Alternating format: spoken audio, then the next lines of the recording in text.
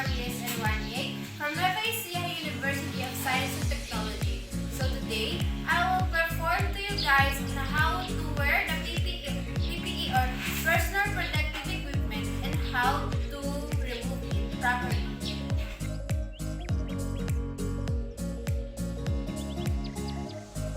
But first, let me define what is PPE. What is PPE? Personal protective equipment, or simply known as PPE, refers to the protective clothing such as gloves, helmets, face shields, goggles, and or respirators or other equipment designed to protect the wearer from injury or the spread of infections or illness.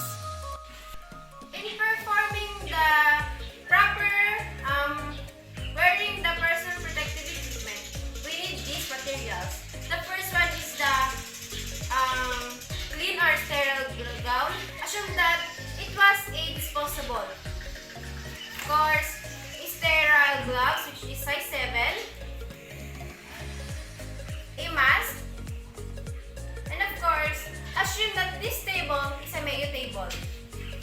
And before doing or wearing the personal protective equipment, we should assess these following things first. Number 1, we should assess the specific isolation precautions needed for the client's condition. Number 2, we should also assess the client's laboratory results in order to know which organisms the client is infected. Number 3, assess what nursing measures are required before entering the room. Number 4, assess the client's knowledge for the need to wear a gown and gloves during the care in order to direct client teaching.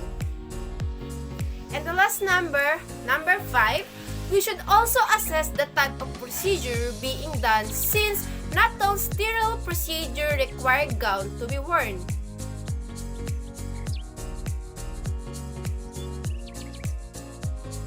Do the proper hand hygiene first before wearing the personal protective equipment.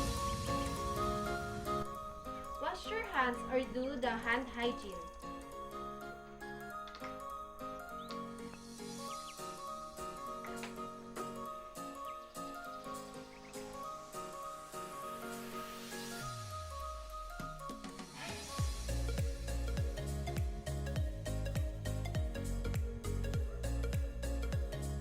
Prevent the possible microorganisms and germs that may transfer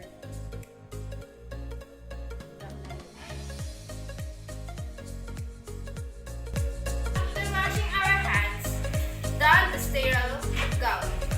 Before donning the surgical cap, mask, and gloves,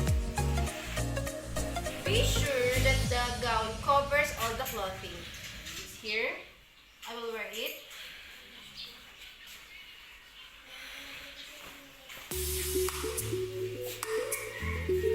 Pull the sleeves down to the wrist. Here. Down to the wrist. Here. And tie the gown. Tie the gown from the neck to the waist. I improvise it.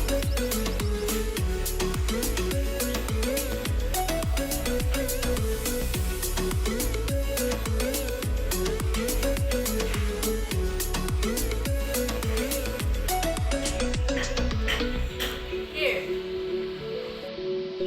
The rationale of this is the protective garments present or prevent the transmission of organisms from the nurse to client or from the client to the nurse. Put mask on, which is here. The first mask and the second mask.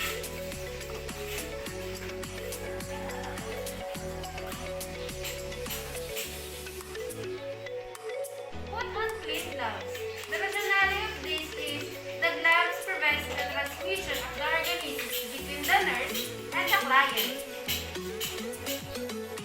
Remove the outer wrapper of the sterile gloves from the package, placing the inner wrapper onto a clean, dry surface.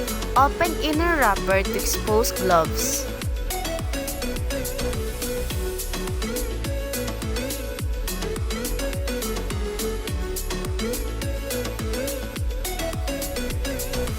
Identify the right and left hand. Glove dominant hand first. Put on clean gloves. Board with gown, put on after gown and pull the cuffs of gloves over the edge of gown sleeves. The rationale of this is it prevents the transmission of organisms between the client and the nurse.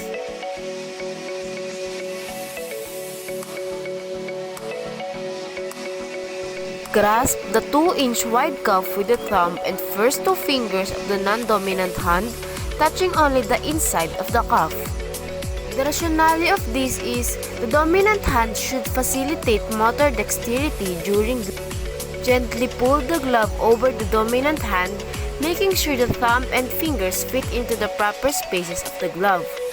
The rationale of this is it prevents tearing the glove material, guiding the fingers into proper places, facilitates gloving.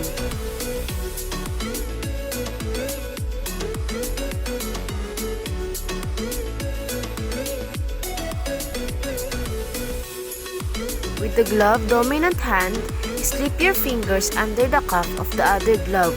Glove thumb abducted, making sure it does not touch any part on your non-dominant hand. The rationale of this is cuff protects glove fingers, maintaining the sterility. Enter the client's room and explain the rationale of wearing a gown and the gloves. And I do this because it minimizes the anxiety and the feeling of isolation of the client.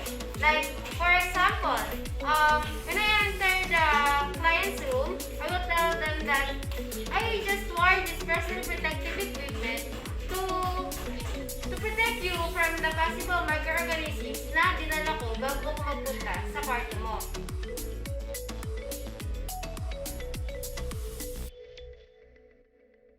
After performing the necessary tasks, remove the gown and gloves before leaving the room.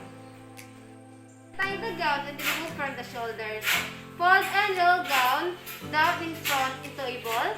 So, contaminated area is rolled into the center of the gown. Dispose into the approved receptacle or trash can.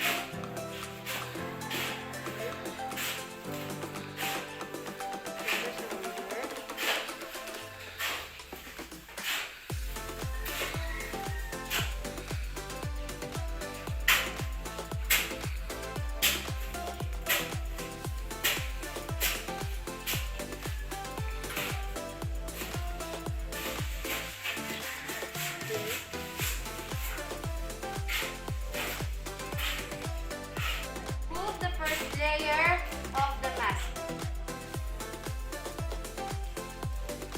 and discard it. Outside the cuff of one glove and pull off, turning it inside out. Hold it with the remaining glove hand.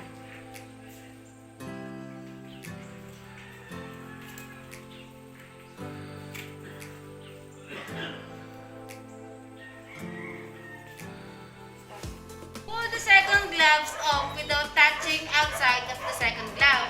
Turn the second glove inside out and over the wrist, over the first glove as it removed. Dispose into receptacle with the first glove, like this.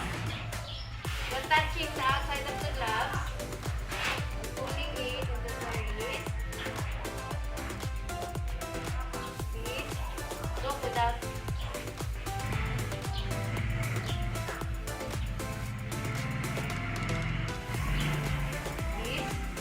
and then dispose it.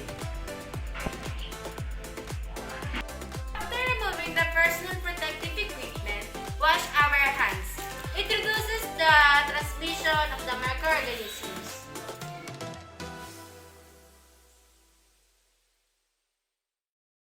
The purpose of personal protective equipment or PPE is to protect all employees from exposure to workplace hazards and the risk of injury.